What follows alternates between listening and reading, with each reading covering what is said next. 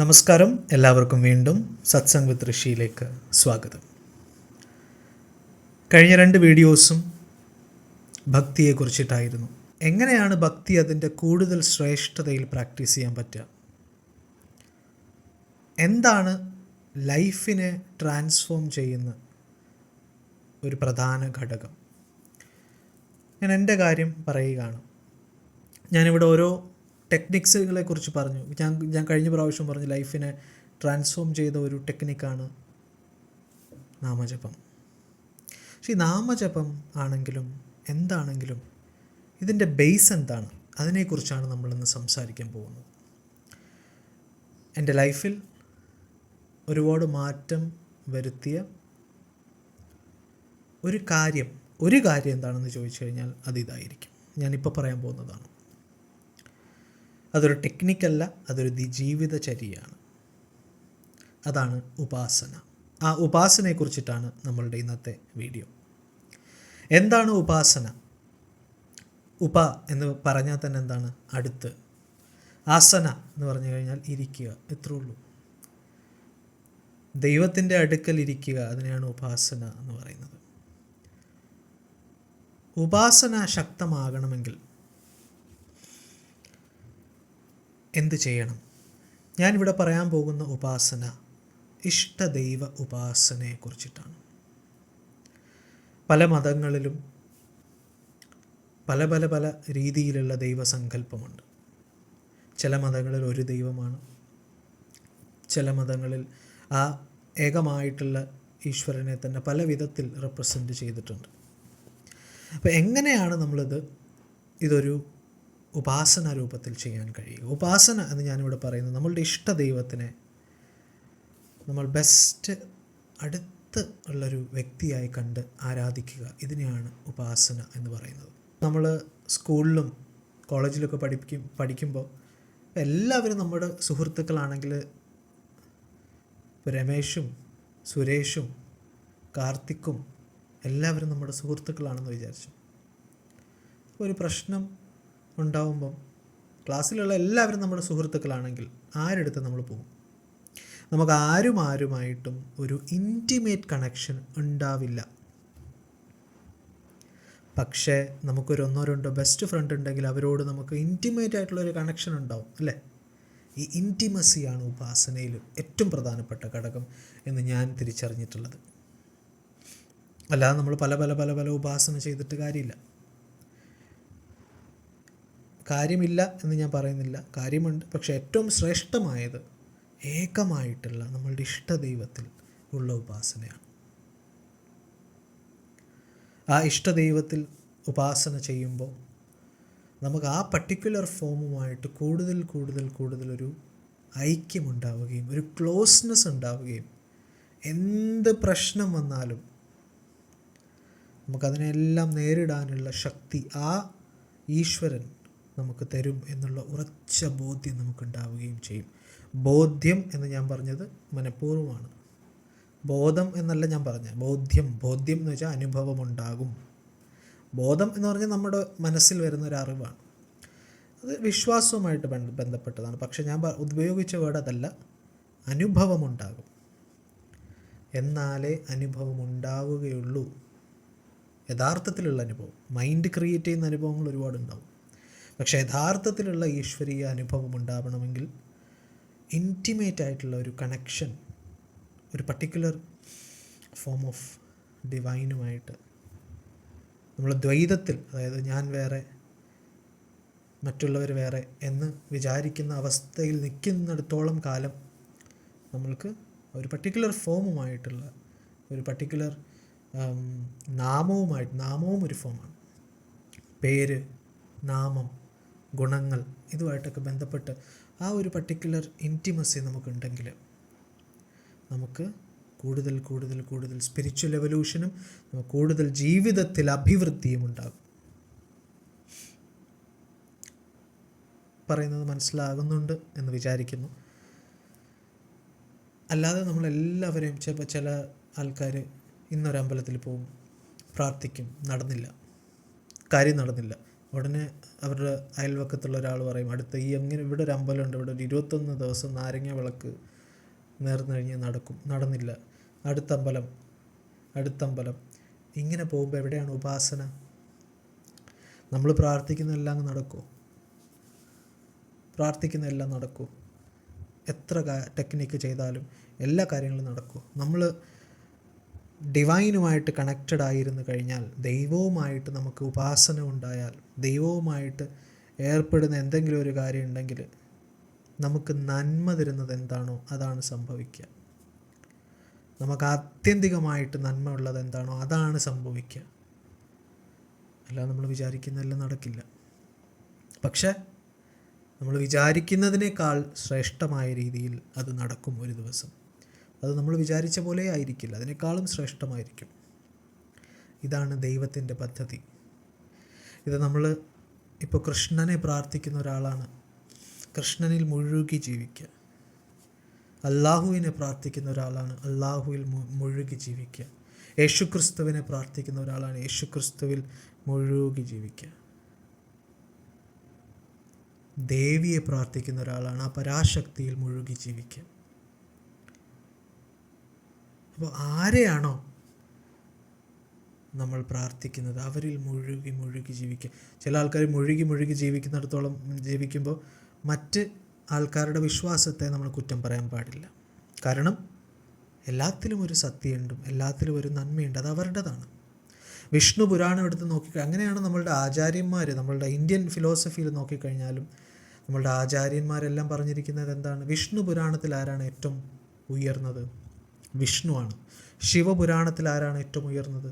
ശിവനാണ്. ദേവീ പുരാണത്തിൽ ആരാണ് ഏറ്റവും ഉയർന്നത്? ദേവിയാണ്. ഇതിനെ കൽപ്പങ്ങൾ അങ്ങനെയുള്ള പല രീതിയിലുള്ള എക്സ്പ്ലനേഷൻസ് ഉണ്ടെങ്കിലും ഉപാസന രീതിയിൽ നമ്മൾ വരുമ്പോൾ ഇതിൻ്റെ അർത്ഥം എന്താണ്? നമ്മൾ ആരെയാണോ പ്രാർത്ഥിക്കുന്നത് അവരെ ഏറ്റവും ഉയർന്ന പരബ്രഹ്മമായി കാണണം എന്നുള്ളതാണ്. അതിന് സപ്പോർട്ടീവായിട്ടുള്ള ഗ്രന്ഥങ്ങൾ നമ്മൾ വായിക്കുക, അതിന് സപ്പോർട്ടീവായിട്ടുള്ള കാര്യങ്ങൾ നമ്മൾ ചെയ്യുക, അതിന് സപ്പോർട്ടീവായിട്ടുള്ള ആചാര്യന്മാർ പറഞ്ഞിട്ടുള്ള നിഷ്ഠകൾ നമ്മൾ അനുസരിക്കുക. ഇത് ചെയ്യുമ്പോൾ എന്ത് സംഭവിക്കും?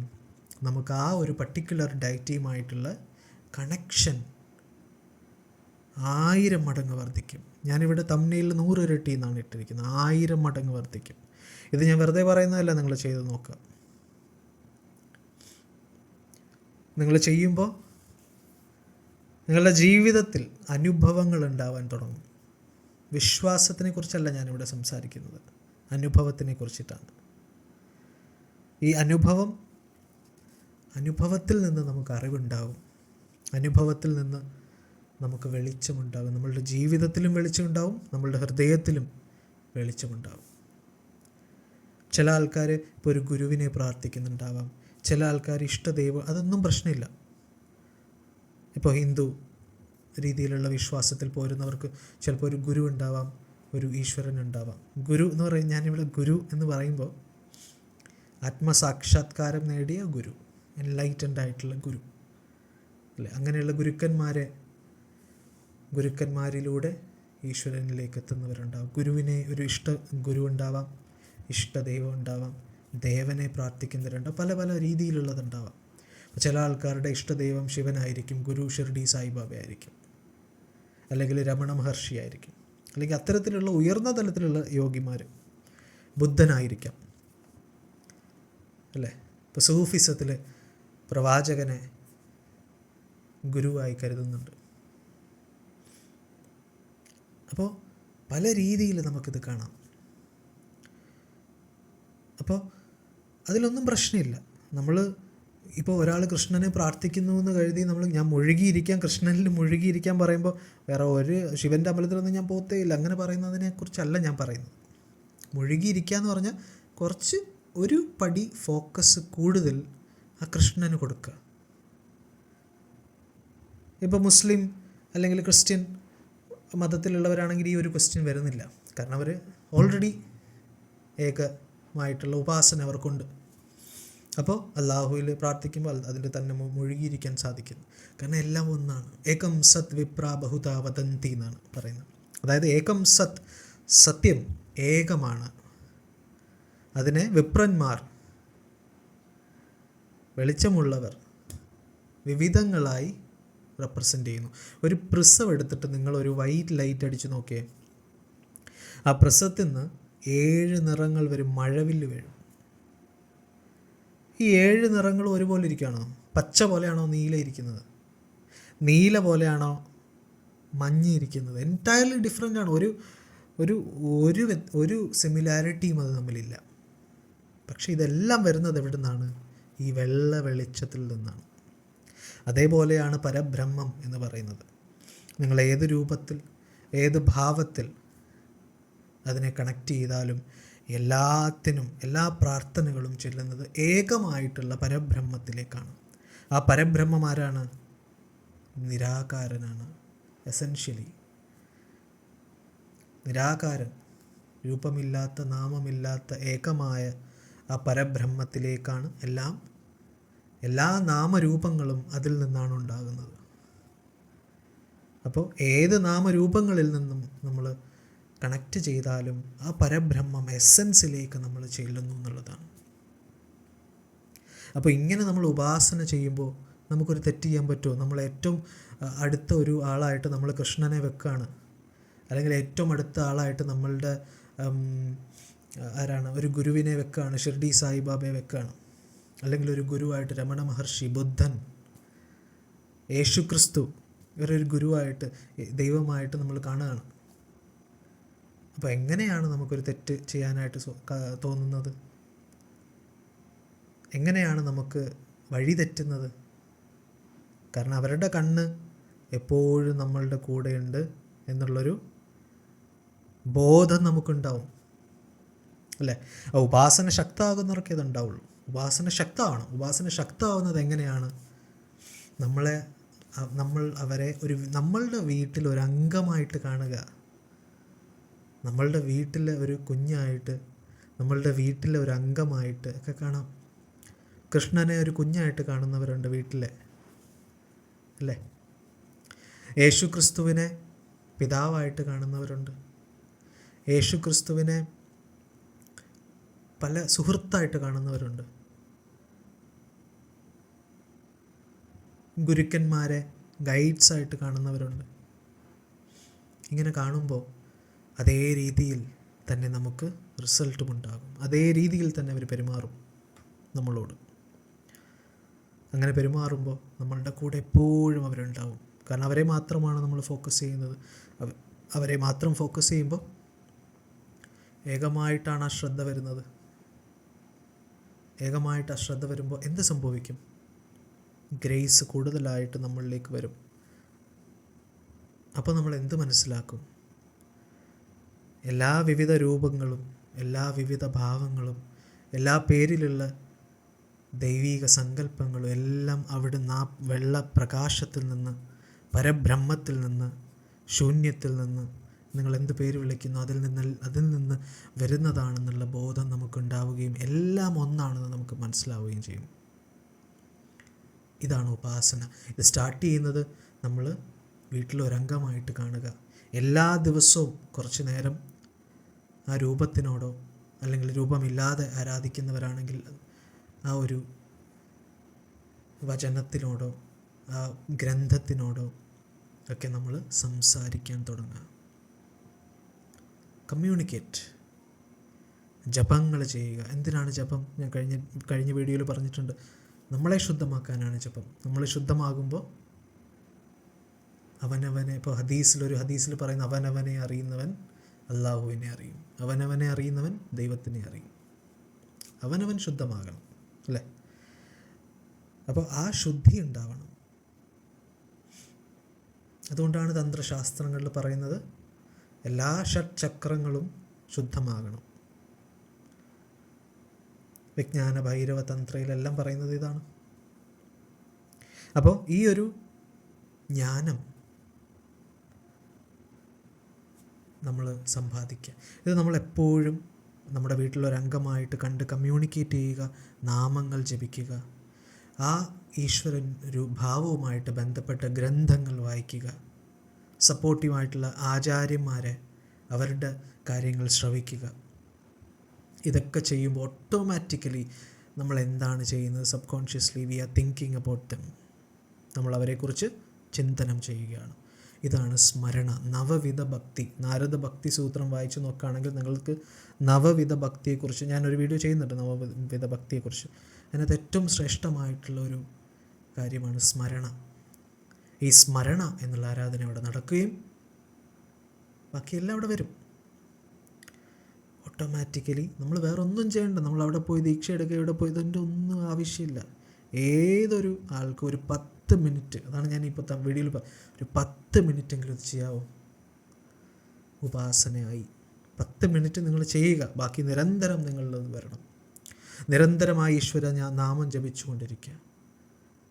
സൂഫിസത്തിൽ ദിക്കർ എന്ന് പറയും, ഹിന്ദുയിസത്തിൽ നാമജപം എന്ന് പറയും, ക്രിസ്ത്യാനിറ്റിയിലും നാമജപത്തിനെ കുറിച്ച് ഒരുപാട് പറയുന്നുണ്ട് അല്ലേ? അപ്പോൾ അത് ചെയ്യുമ്പോൾ നമ്മുടെ ഉള്ളം ശുദ്ധമായി ആ ഫോമുമായിട്ടുള്ള കണക്ഷൻ ഭയങ്കര ഡീപ്പാവും. കേട്ടിട്ടില്ലേ മീരാഭായിയുടെ കഥകൾ? കേട്ടിട്ടില്ലേ അല്ലേ? അപ്പോൾ അതേപോലെയാണ് ജലാലുദ്ദീൻ റൂമി. അങ്ങനെ ഭക്തിയുടെ ഏറ്റവും ആ ഒരു കാതലിലേക്ക് നമ്മൾ കടക്കും എന്നുള്ളതാണ്. അപ്പോൾ ഈ ഉപാസന പ്രാക്ടീസ് ചെയ്യാൻ എല്ലാവരും ശ്രമിക്കാം. ഉപാസനയുള്ളവർക്കാണ് ആത്മീയ ഉന്നതി, ഭൗതിക ഉന്നതി കൂടുതലായിട്ട് വരിക. ഉപാസന നിങ്ങളിപ്പോൾ ഒരാളെ തന്നെ ഇപ്പോൾ നിങ്ങളിപ്പോൾ ഒരു ഹിന്ദു മതത്തിലുള്ള ഒരാളാണെങ്കിൽ ഒരുപാട് ദൈവങ്ങളുണ്ട്. നിങ്ങൾക്ക് ഇപ്പോൾ ഒരാളെ മാത്രം ചെയ്യാൻ വയ്യാന്നുണ്ടെങ്കിൽ 1-2 പേരെ ആവാം, കുഴപ്പമില്ല. പക്ഷെ ഒരുപാട് പേരെ നമ്മളിങ്ങനെ ഉപാസന രൂപത്തിൽ ചെയ്യേണ്ട ആവശ്യമില്ല. അവരെല്ലാവരെയും റെസ്പെക്റ്റ് ചെയ്യുക. പക്ഷേ ഉപാസന ഏറ്റവും അടുത്ത് ബെസ്റ്റ് ഫ്രണ്ട്സായിട്ട് കുറച്ച് പേരെ വെക്കണം. അങ്ങനെ വെക്കുമ്പോൾ നമുക്ക് കൂടുതൽ കണക്ഷൻ അവരുമായിട്ട് കിട്ടും. ആ കണക്ഷൻ കിട്ടുമ്പോൾ എല്ലാവരുമായിട്ട് നമുക്ക് കണക്ഷൻ കിട്ടും, എല്ലാ ഭാവങ്ങളുമായിട്ട് കണക്ഷൻ കിട്ടും. കാരണം എല്ലാം ഒന്നാണ്. ടു സ്റ്റാർട്ട് വിത്ത് നമ്മളൊരു സൈക്കിൾ ബാലൻസിൽ തുടങ്ങണ്ടേ? അതിനു വേണ്ടിയാണ് ഈ ഉപാസന. എല്ലാം ഒന്നാണ്. അപ്പോൾ അതുകൊണ്ട് നമ്മളിപ്പോൾ ഒരു ഇഷ്ടദൈവമുണ്ട്, ഒരു ഗുരുവിനെ, അങ്ങനെ ചെയ്യാം, എങ്ങനെ വേണമെങ്കിലും ചെയ്യാം. നമ്മളുടെ ഇഷ്ടമാണ് ഉപാസന. ഉപാസന ഉണ്ടെങ്കിൽ നമുക്ക് എപ്പോഴും ഗൈഡൻസ് കിട്ടിക്കൊണ്ടിരിക്കും. നമുക്ക് വേറെ ഒരാളുടെ ആവശ്യമില്ല. നമുക്ക് ആ ഈശ്വരൻ്റെ ഗൈഡൻസ് നമുക്ക് എപ്പോഴും കിട്ടിക്കൊണ്ടിരിക്കും. അതാണ് ഏറ്റവും പ്രധാനമായിട്ടുള്ളതല്ലേ? അപ്പോൾ എല്ലാവർക്കും ആ ഗൈഡൻസ് ഉണ്ടാകട്ടെ ലൈഫിൽ എന്ന് ആത്മാർത്ഥമായിട്ട് ഞാൻ പ്രാർത്ഥിക്കുന്നു. ഈ വീഡിയോ നിങ്ങൾ കേട്ട് നിങ്ങൾക്ക് ഇഷ്ടപ്പെട്ടെങ്കിൽ നിങ്ങൾക്ക് കമൻറ്റുകൾ എഴുതാം. നിങ്ങൾക്ക് എന്തെങ്കിലും സംശയം ഉണ്ടെങ്കിൽ നിങ്ങൾക്ക് കമ്മ്യൂണിറ്റി ഉണ്ട്, അതിൻ്റെ ലിങ്ക് ഡിസ്ക്രിപ്ഷനിൽ കൊടുക്കുന്നുണ്ട്. അതിനകത്ത് നിങ്ങൾക്ക് ചോദിക്കാം. അതിനകത്ത് ക്ലാസ്സസ് വെക്കും ഈ വീഡിയോയുടെ ഡൗട്ട്സ് ആൻഡ് ക്ലിയറൻസുമായിട്ട് ബന്ധപ്പെട്ട്. അവിടെ നിങ്ങൾക്ക് ചോദിക്കാം. എല്ലാവർക്കും മനസ്സിലായെന്ന് കരുതുന്നു. മനസ്സിലാകാത്തവർ ആരെങ്കിലും ഉണ്ടെങ്കിൽ ഈ വീഡിയോ ഒന്നും കൂടെ കണ്ടാൽ ഒന്നും കൂടെ മനസ്സിലാവും. കാരണം ഇത് പെട്ടെന്ന് ചില ആൾക്കാർക്ക് മനസ്സിലാകണം എന്നില്ല. അതുകൊണ്ടാണ് ഞാൻ അങ്ങനെ പറഞ്ഞത്. അപ്പോൾ എല്ലാവർക്കും എല്ലാ നന്മകളും നേരുന്നു. Thank you so much.